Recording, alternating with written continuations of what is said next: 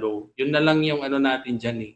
Whatever kung anumang kulay ka or anumang partido ka napapabilang, we should respect the law. Kung ikaw ay merong kinakaharap na kaso at kailangan mong sumuko, so meron namang legal na basehan para ikaw ay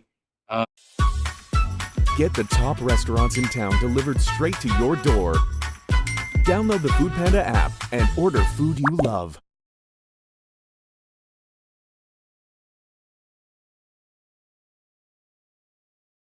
Trip.com luxury hotel recommendations.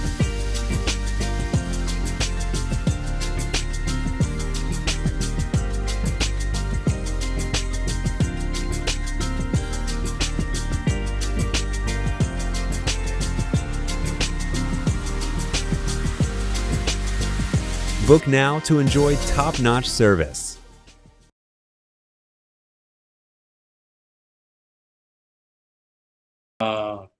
para ikaw ay umarap doon sa kaso na yon, meron namang kasi hindi naman sila mag-i-issue ng arrest for the sake of purely political in nature, kasi ang pagdating sa pag-issue ng arrest, meron namang legal na basehan yan. Okay, yung sa pag-issue. If you have questions about the issuance of that particular arrest, pwede mo namang questionin yan sa korte. Kaya lang kasi ang issue kasi rito is yung panahon ng issue ng arrest. Kasi bakit ngayon napakalawak ng panahon para ikaw ay arestuhin? Bakit natataon ngayon na merong mga ganitong mga impeachment trial, merong mga samot-saring problema, doon yan yung mga nagkakaso, yung mga botohan. So issue yan ngayon sa Senado.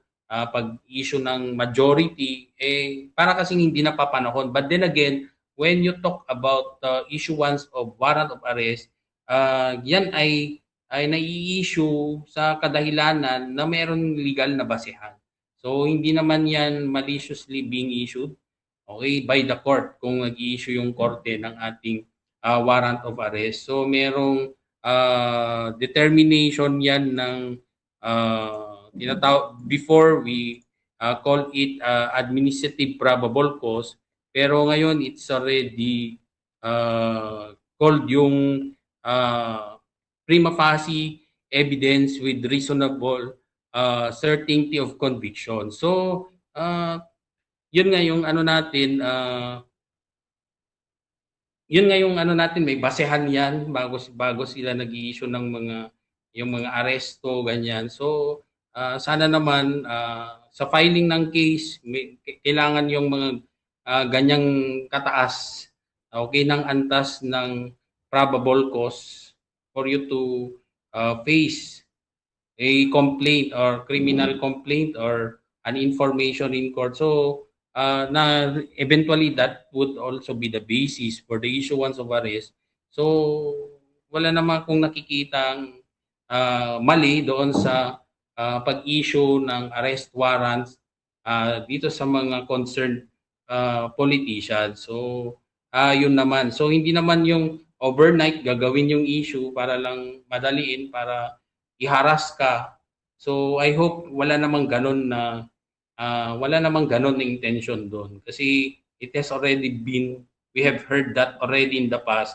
Only now na nabubuhay dahil nga siguro that's also democracy, kasi siyempre hindi naman sila magkakapareho ng partido. Ngayon lang nabubuhay yung mga ganyang mga action towards other public official gaya ni Senator Jinggoy, kasi we have heard that already in the past regarding his involvement to this. Hindi pa naman natin sinasabi na meron na siyang ginawa, kasi nga hindi pa naman siya convicted with that crime that he is alleged to have done.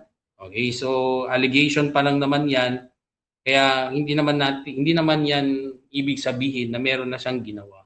So then again, syempre yung pinag-uusapan natin, it's all about plunder case. So we have heard in the past yung tungkol sa ating tinatawag nating plunder and graft and corruption. So, siyempre yung pag sinasabi natin kasing plunder, mas ano 'to, mas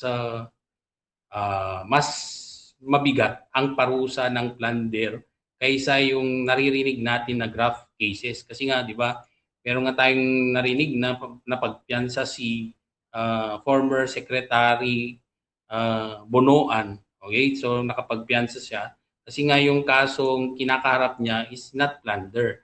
So ano ba kasi ang plunder? So when you talk about plunder, so this is a crime na kinikilala sa ilalim ng Republic Act 7080.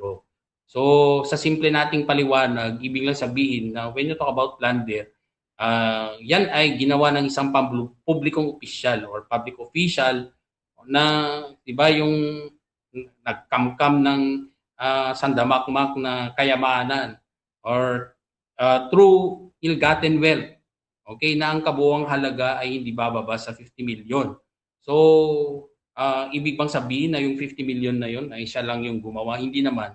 Okay, so sa pamamagitan ng kombinasyon ng iba't ibang legal na gawain na pwede rin kasama ang kanyang pamilya.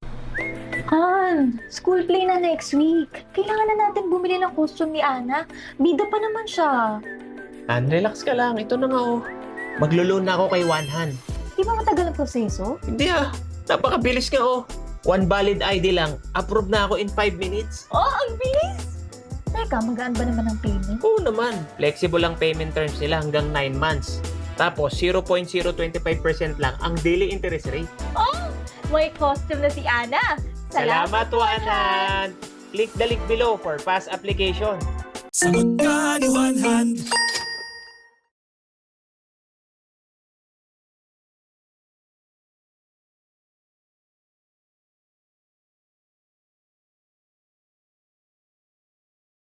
How much of your life spent deleting duplicate photos from your iPhone?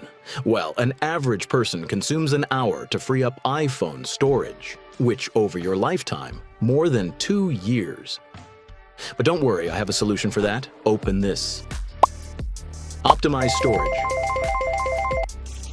Get rid of duplicate photos and videos, and delete promotions and spam emails. Download Cleanup for free.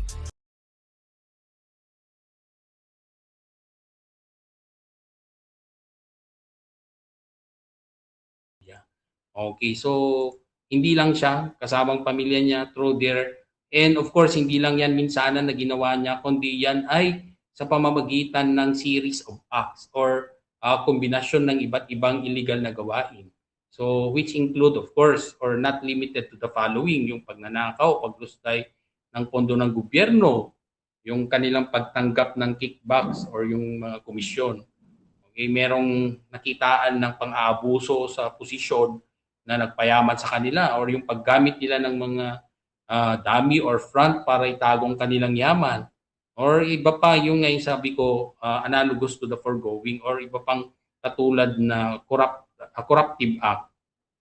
Okay, so that would fall under plunder. So pag pinag-uusapan kasi natin yung graft case, kasi meron tayong nakita na oops, bakit yung isang isang opisyal, okay, so nangurakot naman siya under and he is also facing the graft case. Bakit siya ay pinayagang magpiyansa or yun, merong bail? So when you talk about graft case, mas nauna kasi yan eh. So that is under Republic Act 3019. So when you talk about graft case, hindi naman requirement dito na kailangan umabot ka doon sa 50 million na halaga. So maaring hindi rin yan series of acts, pwedeng isang particular transaction lang yan, nasangkot ka. So when you talk about graft cases, so walang binabanggit tungkol sa amount. Okay, unlike sa plunder, merong amount. And then of course, yung ang plunder, di ba, may threshold na hindi bababa sa 50 million. So kung 50 million above yan, so ill-gotten wealth yan, so mas mabigat na krimen. So ang penalty to be imposed is yung mas mabigat, which is reclusion perpetua na pag alam natin hindi yan bailable kung malakas ang ebidensya, when the evidence of guilt is strong. Okay, so yun naman yung sa ating plunder. But then again, when you look into our criminal procedure, eto kasi nagiging ano siya discretionary power upon the judge, upon the determination of existence of what we call strong, yung probability, okay, na strong evidence.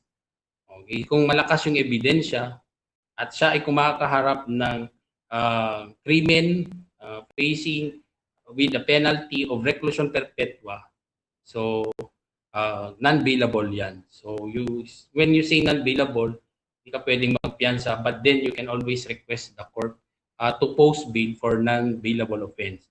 So nasa discretion na yan ng judge to determine when there is existence of strong evidence or not. So pag the evidence is weak, so pwedeng grant pa rin yan na mag-bail. But anyway, moving on. So pag sinabi nating graft and corruption, so walang threshold na binangkit gaya doon sa plunder. So walang mga 50 million ganyan. So mas magaan kumpara doon sa plunder. So yung penalty to be imposed is less than reclusion perpetua. So according to our criminal procedure, pag if the penalty to be imposed is not death, life, reclusion perpetua, automatically yung kasong kinaharap niya would become bailable. Okay, so pwede siyang magpiyansa. Kaya yun naman ang nakasaad sa ating batas. Kaya huwag niyong sisihin. Okay, yung ating mga korte or yung ating mga abogado, minsan kasi sinisisi yan, palibhasa ganito kasi tayong mga netizens, gumagawa tayo ng sarili nating interpretasyon, hindi. Kasi nakasaad yan o nakapalob yan sa ating batas. So, syempre, pag ikaw yung lawyer, you always think of the interest of justice and, of course, the interest of your client. Okay? So, gusto mong ma-achieve ng client mo yung hustisya, kaya ikaw naman ay gumagawa ng paraan para makamit niya yun. Okay? So, if the law provides that that case that is facing is bailable, syempre, magpo-post siya ng bail kasi trabaho niya yun, yung abogado. So anyway, moving on, yun nga yung sinasabi ko na hindi po pwedeng magpiyansa sa as a general rule, okay, if the evidence of guilt is strong at yan ay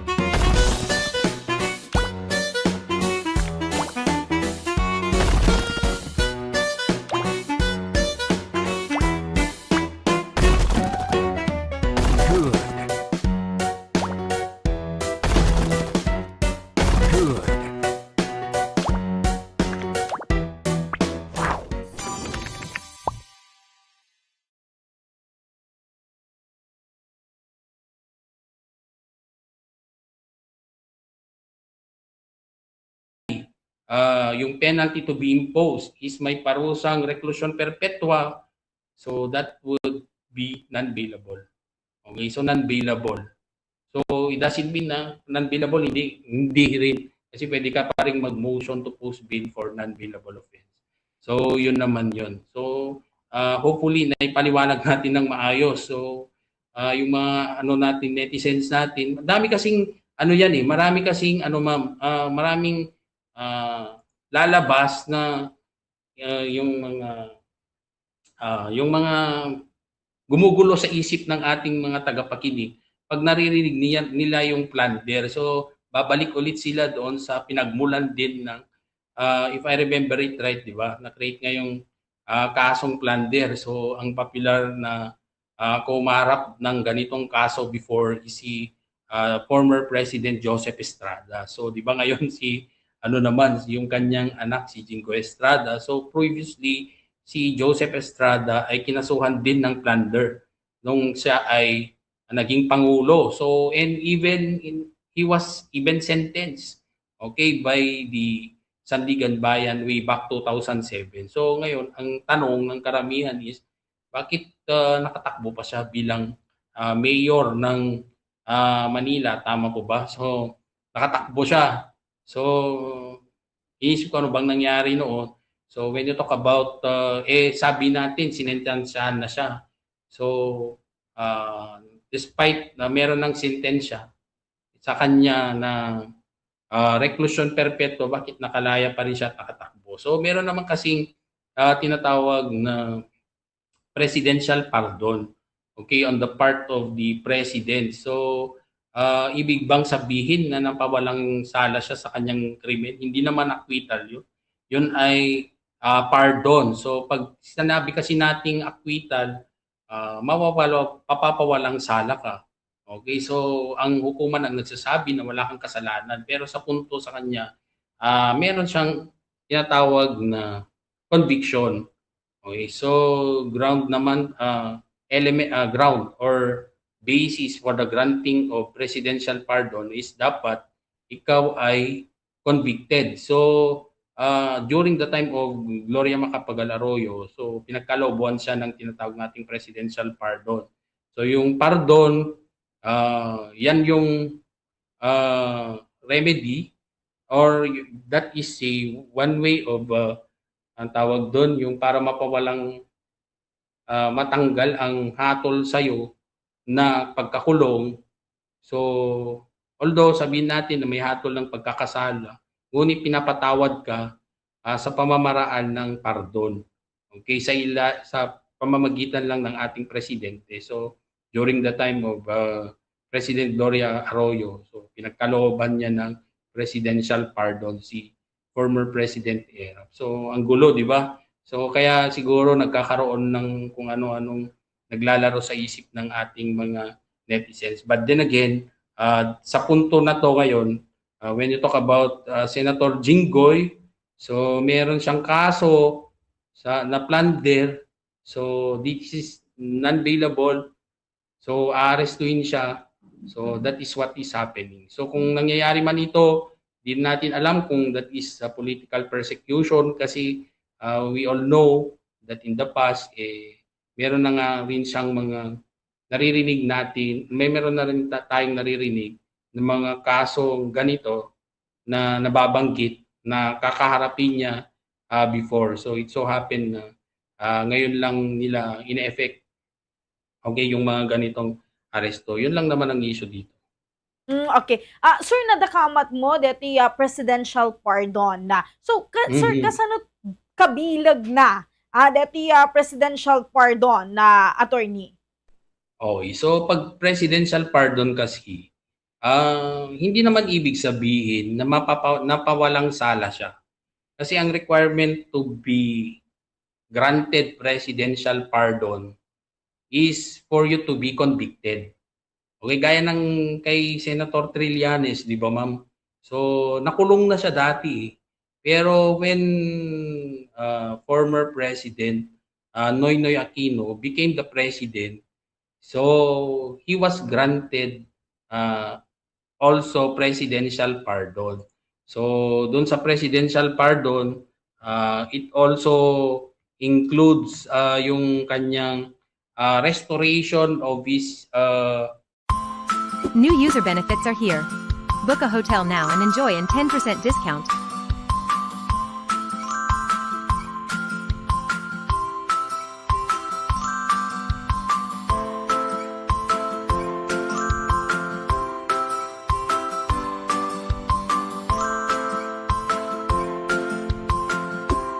Download the Trip.com app to book now.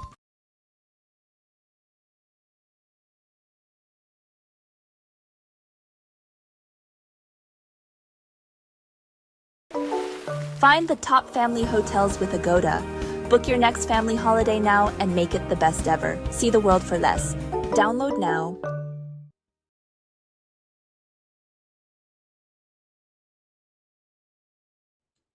civil rights, which is the right to vote and to be voted upon. Kaya nakakatakbo sila sa kanilang posisyon. Okay, so yun naman yung yun kasi ang power ng president to grant presidential pardon. So but then again, ulitin natin, it does not mean acquittal or pagpapawalang or wala pa silang sala, meron.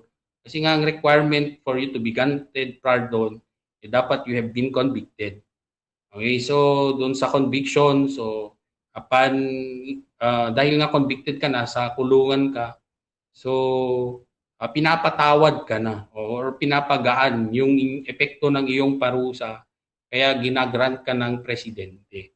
So yun ang nangyari dito sa presidential pardon that has been given before to former President Joseph Estrada. Okay, sir. So, ti makikita ka ket no kasi kata natnaganan na dapat nga rod no ma-convict ka tapos si presidente ano kayat mo't maanang kita dapat na kadwam ni presidente. That's the only way. Dapat kas lang makikita ka kaipapanan na attorney. Yun nga yung masakit diyan kasi nga 'di ba marami naman tayong alam na mga nakulong na yung mga ordinaryong individual na matagal nang nandun sa kulungan, that they also deserve this what we call presidential pardon. Hindi naman sila nabibigyan.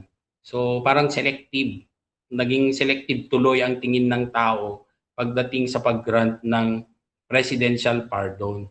So hopefully hindi naman 'di ba yun nga yung nakikita natin dito. So as far as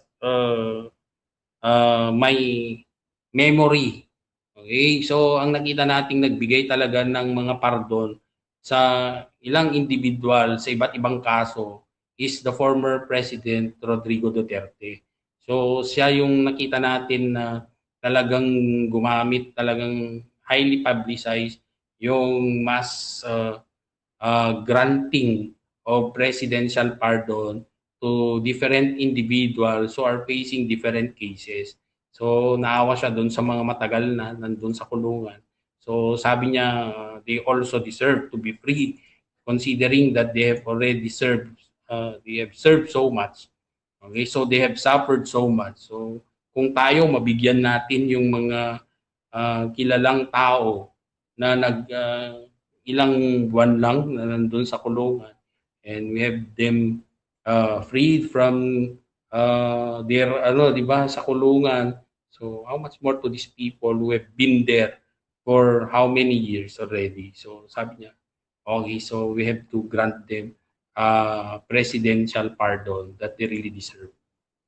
Ay sungarod attorney sungahaan tay maliklikan no daduma ang dirigitay pamabalaw or alegasyon ang dirigitay ket mararamid laang tapno ipitan digitoy nga politiko nga saan ang makikapang or saan nga makikadwa kadakwada attorney. Yes, yan yung nakikita natin kasi nga hindi maganda yung timing, okay, ng pag-issue ng mga ganyang court order or 'di ba? Yung hindi naman kasi napapanahon or really we really do not know kasi nga dito naman sa Pilipinas, saka lang tayo kasi nagiging karoon ng lakas ng loob para to do and act pag meron nagba-back up na sa ating mga action. So that should not na hindi sana ganoon. Okay, so hindi sana antayin natin yung mga ganong sitwasyon kasi nga ngayon, yan. So, di ba pwede namang noon pa ginawa yung aresto? Ang tanong, bakit ngayon lang? Okay, bakit ngayon lang ginagawa na merong mga ganyan na issue ng kanilang presensya pagdating sa Senado? So, bakit hindi pa ginawa noon? And the fact na meron naman talaga sila kinakaharap na meron ng knowledge yung mga netizens natin. Tayo may knowledge na yan na meron siyang kinakaharap. Bakit kasi natataon na ngayon lang gagawin yung mga ganyang implementasyon gaya ng arrest? Yes, attorney. But attorney, dati plunder, Nakakuha ako ng 60,000 pesos sa Cashify. Ako naman, 80,000 pesos sa Cashify. Paano niyo nakuha ganun kalaking loan? Dahil ang loan limit ng Cashify pwede umabot hanggang 90,000 pesos at pwede ring bayaran sa loob ng hanggang 9 months. At napakababa ng interes as low as 0.02%. Safe ba ito? Huwag ka mag-alala. SEC certified at supervised ang Cashify. Safe at reliable. Mahirap ba ang application? Hindi naman. Walang komplikadong documents. ID mo lang kailangan para makapag-apply. Kung gusto mo rin ng malaking loan tulad namin, i-download mo na ang Cashify. Nasa link sa baba.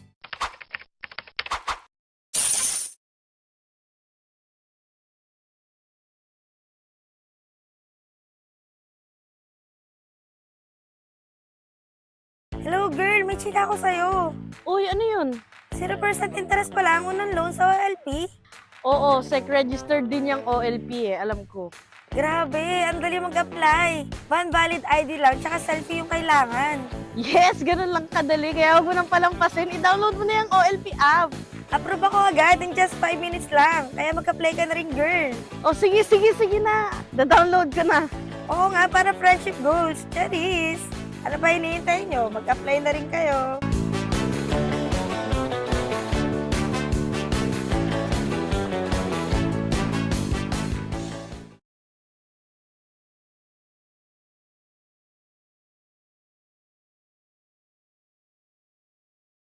no, kas pagarigan nata maduktalan nga deti amount ket not exactly that amount nga bumabapay possible nga mabaliwan di jay itinalaglag ano nga kaso attorney, but attorney sakbay mo nga sungbatan iti data, please hold your line attorney, hindi pa lang iti technical control.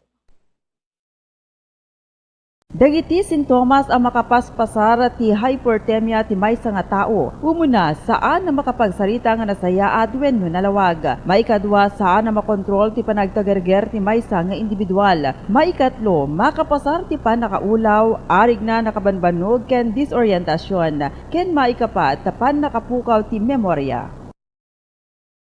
Panagbalin nga alerto digiti tattao. Iti panawen ti global crisis. Importante ang nakasagana ken addat impormasyon ti publiko. Gaputa ti usto nga impormasyon ket makatulong tapno maliklikan ti panagpanik ken saan nga usto adamag.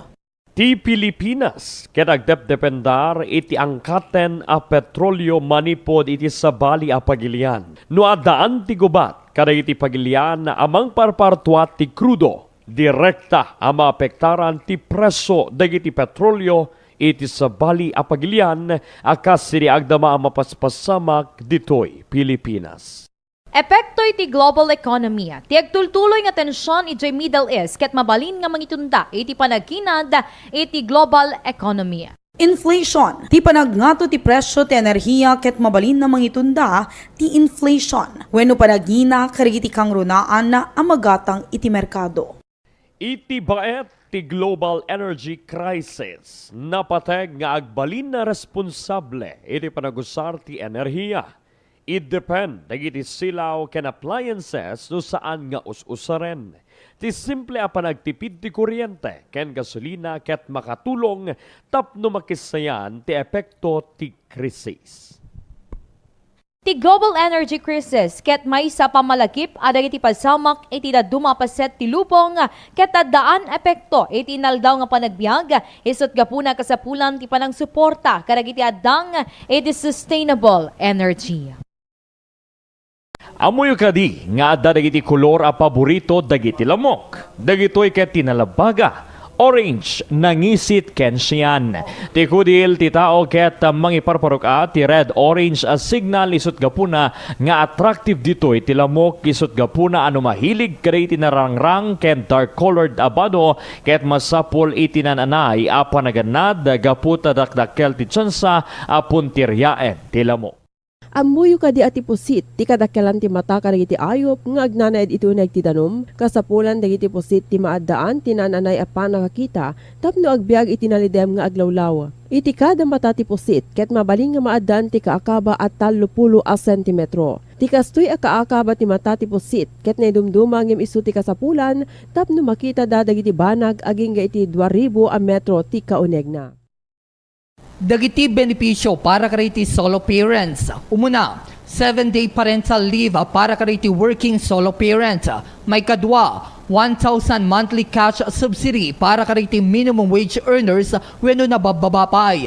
May katlo, scholarship para iti solo parent ken anak sa lumabes iti tawen na 22. May kapata, 10% discount ken VAT exempt kariti taraon, agas, gatas ken diapers para iti anak nga agingga iti nem atawen laeng. May kalima, automatic PhilHealth coverage pakiramanan dagiti anak na. Amuyo kadi nga digiti giraffe ket mamintalupulo nga daras nga daddang matamaan ti kimat kumpara kadigiti tao.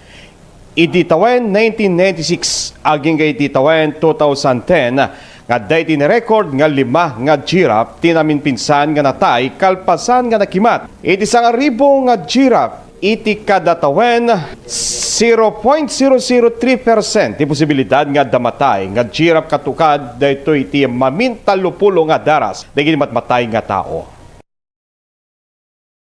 Apay saan nga ag-snow dito'y Pilipinas? Ti Pilipinas ket asideg iti Ecuador amang itunda ti tropical a klima. Ti kastoy a klima ket adalaeng ti dua a panawen.